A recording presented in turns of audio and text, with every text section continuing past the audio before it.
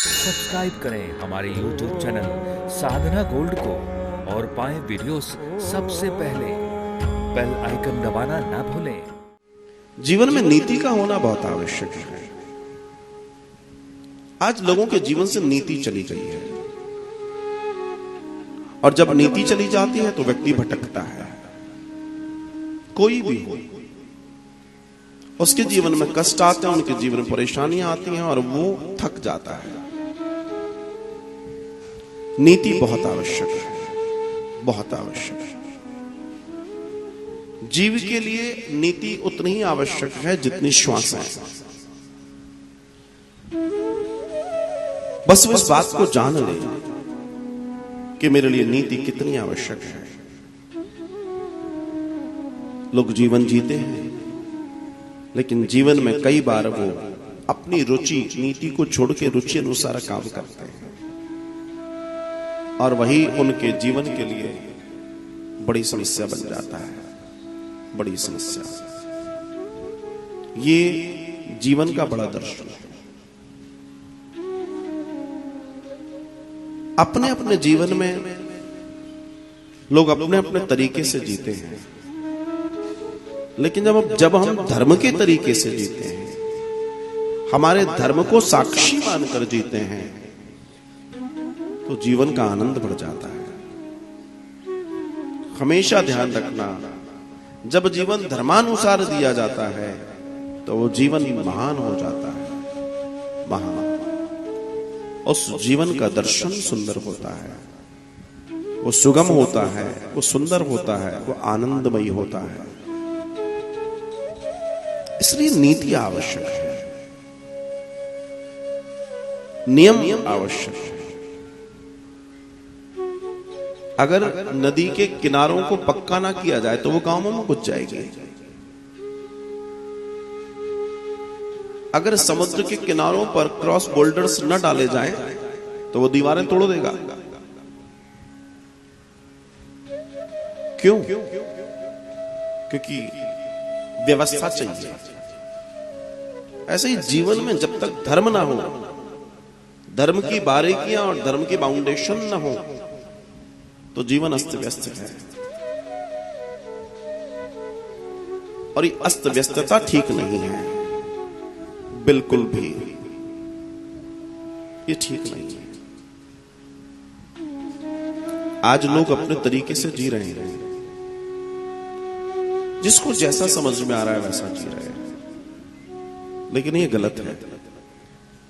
जीवन को जीना है तो धर्म के अनुसार जिए, वरना एक दिन हम पशु हो जाएंगे। क्योंकि जिसका धर्म नहीं होता वो पशु होता है। पशुओं का ही तो धर्म नहीं है। और कई मायने में तो पशुओं का जो धर्म है वैसा तो मनुष्यों का भी नहीं है, जो उनका पशु धर्म है।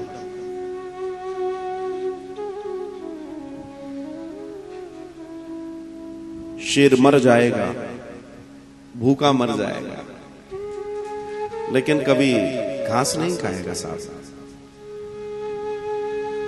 भूखों मर जाएगा, घास ना खाएगा। शाकाहारी जीव जो हैं वो भूखों मर जाएंगे, लेकिन मांस नहीं खा सकते, क्योंकि उनकी डिजाइनिंग वो जानते हैं और वे अपने नियमों पर चल रहे हैं। यहां तक कि उनके प्रजनन का भी एक समय निर्धारित है। प्रत्येक जैसे जैसे क्लासिफिकेशन है उनके, वो इतने समझदार हैं। आप सोचिए, कई जगह पर पशु अपने धर्म को निभाते हैं, लेकिन इंसान सारे दृष्टि में देखा जाए तो कोई आज देश विदेश सब जगह देखने में आता है। खास तौर से देश में देखें, लोग अधर्म का भोजन खा रहे हैं, जो धर्म नहीं है। शरीर को जो नहीं चाहिए आप उससे वो दे रहे हैं।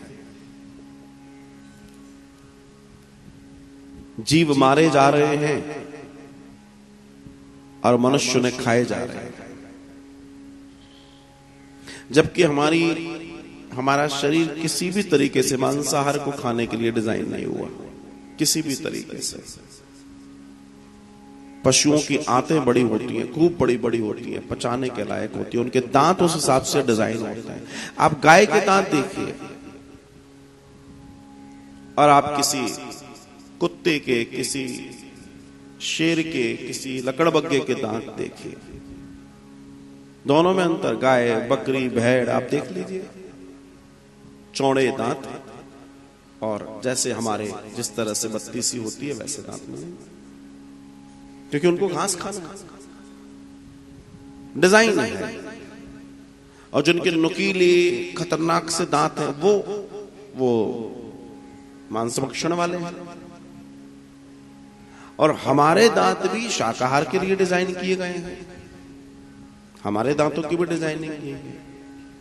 किसी भी तरह की हमारी डिजाइनिंग मांसाहार के लिए नहीं है, लेकिन उसके बावजूद भी लोगों को समझ नहीं आता। और किसी इंसान के अंदर किसी जीव को मारकर खा जाने की प्रवृत्ति इंसानी तो नहीं हो सकती, ये तो शैतानी प्रवृत्ति है। तो इंसान के रूप में लोग शैतानी जीवन भी जी रहे हैं।